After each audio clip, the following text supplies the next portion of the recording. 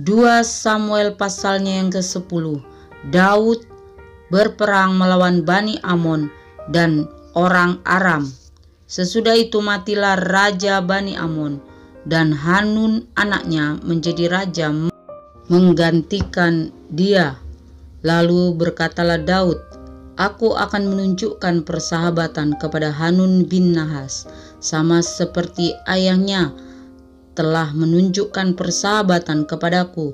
Sebab itu Daud menyuruh menyampaikan pesan turut berduka cita kepadanya dengan perantaraan pegawai-pegawainya karena kematian ayahnya.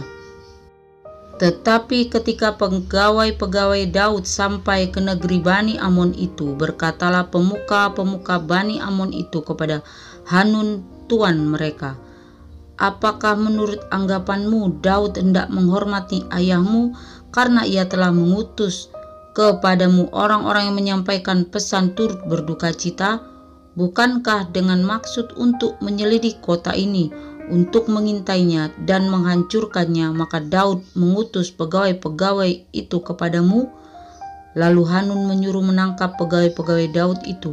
Disuruhnya mencukur setengah dari janggut mereka dan memotong pakaian mereka pada bagian tengah sampai pantat mereka. Kemudian dilepaskannya mereka.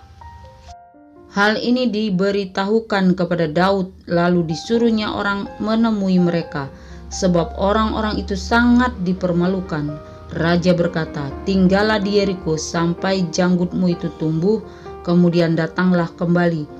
Setelah dilihat Bani Amon bahwa mereka dibenci Daud, maka Bani Amon itu menyuruh orang menyewa dari orang Aram Bet Rehob dan orang Aram dari Zoba 20.000 orang pasukan berjalan kaki, dari raja negeri Maaka 1.000 orang, dan dari orang-orang Top 12.000 orang. Ketika Daud mendengar hal itu, disuruhnyalah Yoab maju dengan segenap pasukan pahlawan. Lalu Bani Amon maju, diaturnya barisan perangnya di depan pintu gerbang, sedang orang Aram dari Zoba dan dari Rehob dan orang-orang Top dan Maaka ada tersendiri di padang. Ketika Yoab melihat bahwa serangan itu mengancam dia dari depan dan dari belakang, maka dipilihnyalah sebagian dari orang pilihan Israel, lalu ia mengatur barisan mereka berhadapan dengan orang Aram itu. Selebihnya dari rakyat itu ditempatkannya di bawah pimpinan Abisai adiknya, yang mengatur barisan mereka berhadapan dengan Bani Amon itu.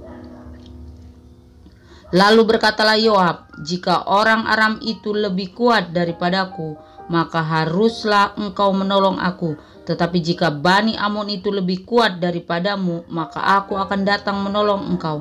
Kuatkanlah hatimu dan marilah kita menguatkan hati untuk bangsa kita dan untuk kota-kota Allah kita. Tuhan kiranya melakukan yang baik di matanya." Lalu Yoab dan tentara yang bersama-sama dengan dia maju berperang melawan orang Aram, dan orang-orang itu melarikan diri dari hadapannya. Ketika Bani Amon melihat bahwa orang Aram sudah melarikan diri, maka mereka pun larilah dari hadapan Abisai dan masuk ke dalam kota.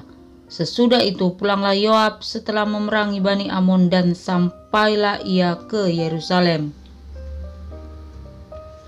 Ketika orang Aram melihat bahwa mereka telah terpukul kalah oleh orang Israel, maka berkumpullah mereka bersama-sama. Juga Hadadezer menyuruh orang Aram yang di seberang sungai Efrat maju berperang. Mereka sampai ke Helam di bawah pimpinan Sobak, panglima tentara Hadadezer. Setelah itu diberitahukan kepada Daud, maka dikumpulkannya seluruh orang Israel, diseberanginya sungai Yordan, lalu sampai ke Helam.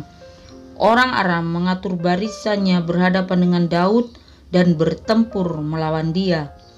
Tetapi orang Aram itu lari dari hadapan orang Israel, dan Daud membunuh dari orang Aram itu 700 ekor kuda kereta dan 40.000 orang pasukan berkuda. Sobak, Panglima tentara mereka dilukainya sedemikian sehingga ia mati di sana.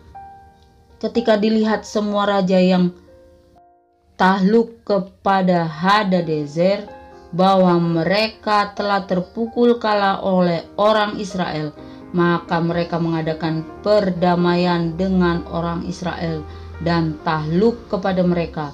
Sesudah itu takutlah orang Aram memberi pertolongan lagi kepada Bani Amon.